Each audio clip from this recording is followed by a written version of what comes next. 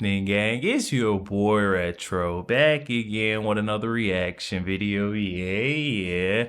Today we got another huge update. You guys can probably already tell that it is going down. Just by that title alone, you guys are definitely going to want to check this one out, as it looks like Fani Willis's seat as district attorney over there in Fulton County, Georgia, is seriously at risk after a federal judge just called her out for blatant misconduct and bringing about her cases in this one, guys. I'm excited to get into it, so we're not straight into it. All I ask that you guys please hit that like button, hit that subscribe button, and without further ado, hop straight into it, folks. Check this one out. All right, you guys, so we got Phil Holloway here on X tweeting out Fani Willis just got excoriated by a federal judge, Judge Michael Brown, saying that the evidence for self-defense is so overwhelming that it is hard to understand how Georgia could have even brought about these charges in the first place, much less continue with them over the course of 2.5 years.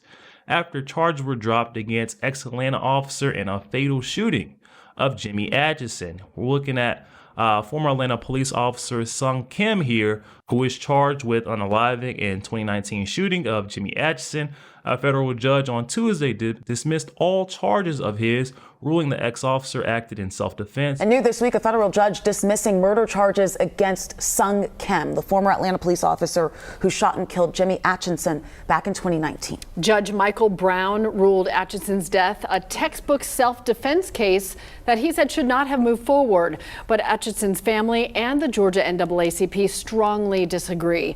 They are calling on the Fulton County District Attorney to appeal.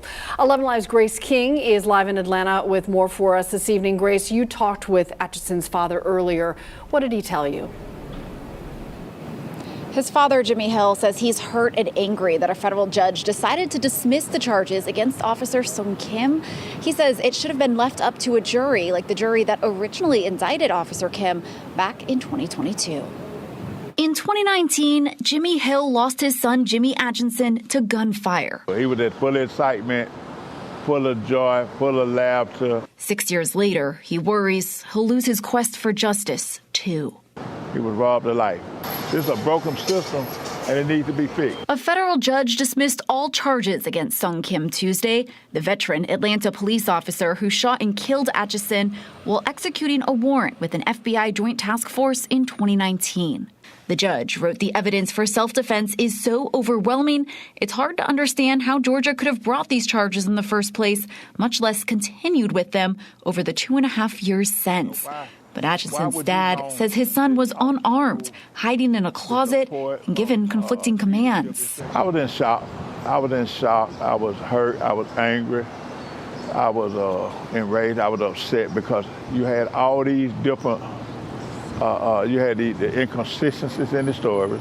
A Fulton County grand jury indicted Kim on felony murder and involuntary manslaughter charges in 2022, but the case was eventually moved to federal court. And it's like they're being overlooked and locked out. Like it's like what they say didn't matter. Hill hopes District Attorney Fani Willis will appeal this new ruling so his son's case can stay alive. But the legal woes of District Attorney Fani Willis does not stop there. It looks like that wasn't the only case that should not have been brought by that District Attorney office of Fani Willis. We got a new tweet coming out that also in the YSL RICO trial officially just concluded today. We had Fani Willis receiving major backlash for no unaliving convictions despite a 3-year trial. So she's got 3 cases back to back to back where she's not getting any type of results. We've seen the one with the police officer, we've seen the YSL case, and then we also seen Donald Trump where she got relieved of her duties on that case as well, suspended from the case. I'm not sure how she still holds this seat as District Attorney. Fani Willis is just recklessly bringing about these cases. But as I did some digging and I found a clip of Fani Willis finally being held accountable, being called out for her actions. Someone's asking a tough question straight to her face. Can I grab you for a quick interview to talk about the YSL case coming to a wrap up really quick? It's not wrapped up. It's about to be, though. Could we maybe talk about, you relied heavily on getting those murder convictions in the YSL case, but no one was convicted in this. What's your message to taxpayers who may say that this was a waste of taxpayer money and their time.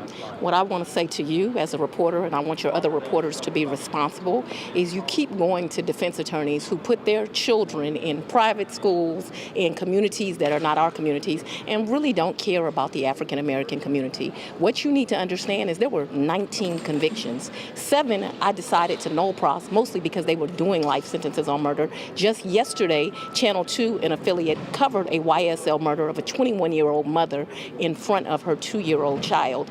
And go look at the statistics, crime is down. So what taxpayers that I say, what my constituents say who just voted me by 68% is she's doing an amazing job.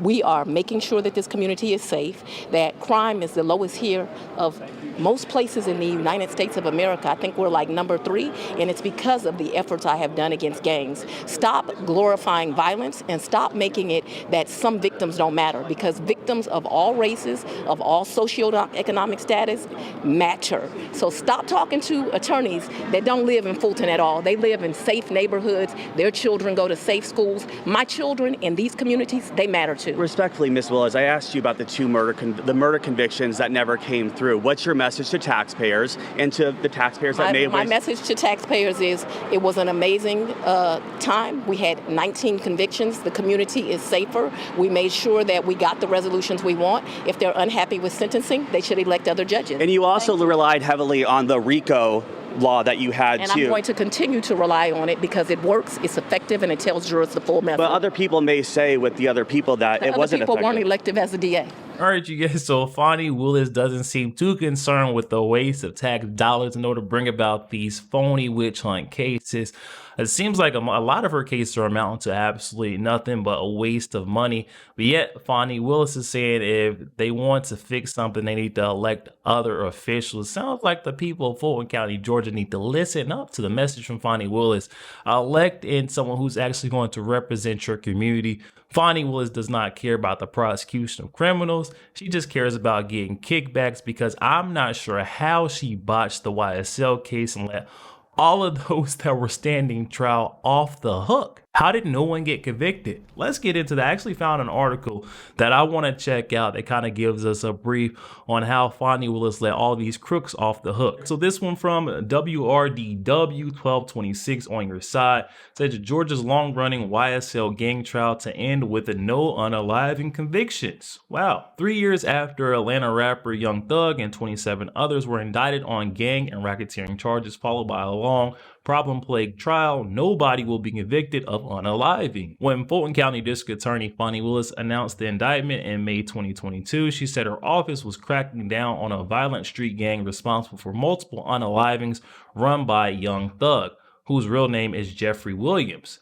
But Willis dropped the only remaining unalived charge Monday after defendant Demise McCullen pleaded guilty to a lesser charge of aggravated assault. Young Thug went home on October 31st, 2024 after pleading guilty to gang, drug, and gun charges and remains on probation. Prosecutors drew ire for using song lyrics and social media posts in their case.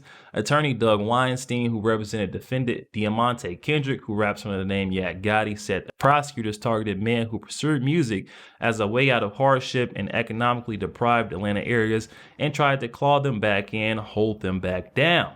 Okay, so it looks like Fani Willis's use of these song lyrics and social media posts did not fare well in the YSL case. Then they go on to say, whatever they may have done in their youth, and I would argue most of them didn't do anything, to be targeted in this way by the prosecutors is just wrong. Whatever you think of their music, the violence, the misogynistic lyrics, that is not a reason to go after these guys.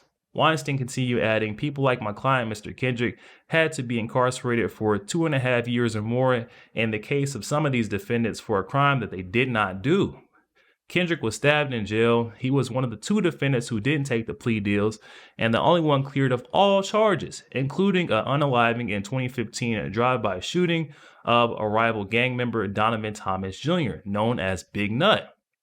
In a statement to the Associated Press, Willis spokesperson Jeff DeSantis said anti-gang efforts has yielded over 400 convictions of gang members since Willis became the district attorney, including 19 people in this case. Those efforts were key in making Fulton County safer, taking dangerous offenders off the streets, and sending a message that gang activity will not be tolerated in our community, he said. Willis prosecuted the gang using Georgia's broad anti-racketeering law, Critics say using that law caused a messy trial by roping in dozens of people with varying levels of alleged culpability. The anti-racketeering law allows prosecutors to present evidence that might otherwise not be allowed, which some defense attorneys say lets prosecutors present relevant information to the jury. It also often leads to people being held in jail longer for multiple reasons. It made everything so much more complicated and cumbersome, said Max Short, defense attorney for defendant Shannon Stillwell. Stillwell was among 5 co-defendants who stood trial alongside Young Thug beginning in November 2023. After Young Thug and others entered guilty pleas, Stillwell and Kendrick were the only ones who took their chances with a jury. They were found not guilty of racketeering, unaliving, and gang-related charges in December. Stillwell was found guilty only on gun possession. The verdict came nearly 2 years after jury selection began. 9 other defendants, including the rapper Gunna, accepted plea deals before the trial began. Prosecutors dropped the charges against one of the defendants after he was convicted of an unaliving in an unrelated case. It says 12 defendants were split from the original trial, and charges against 6 of them were dismissed in early December. Another recently got an unaliving charge dismissed after entering an Alford plea, which allows him to maintain his innocence while acknowledging that it in his best interest to plead guilty. McMullen, who was also charged with unaliving in Thomas's death, entered an Alford plea to a lesser aggravated assault charge and another count of violating the anti-racketeering law. A judge in this case sentenced him to 40 years with 20 to be served in confinement at the same time as the sentence he's already serving. 20 suspended for time served. That leaves one remaining defendant who was accused of the shooting and wounding of an Atlanta police officer in February 2022 while on probation. His fate is expected to be soon determined. Atlanta defense attorney Andrew Fleischman, who was not involved in this case, said that Fani Willis could have secured guilty pleas years ago without long, expensive trials if she hadn't used the anti-racketeering law. She went for a home run and she did not get it, said Fleischman. Okay, so we've got the scoop on Fani Willis, and it sounds like she is just botching these things up. Yo, there we have it, guys. Oh my goodness, we're seeing Fani Willis's legal woes. Her troubles are still not stopping. Ever since she got tossed off that whole Donald Trump racketeering case, and her case essentially just dissolved into nothingness, she's been failing left and right. With 2 more cases that she brought about, a federal judge even condemning her, saying, hey, you should not even, I don't even see how this case got this far down the road.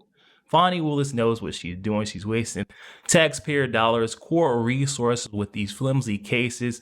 Her discretion with bringing about these cases are definitely in question now, and her seat of district attorney may be on the line. I don't know. We'll definitely continue to cover the updates that come on Fani Willis. You know she's as crooked as they come, so there's going to be more. But definitely hop in that comment section, guys. Comments are open. I'm excited to hear what you guys are thinking on this one. Also, make sure you guys please hit that like button, hit that subscribe button. If you did enjoy more content like this, catch you guys on the next one.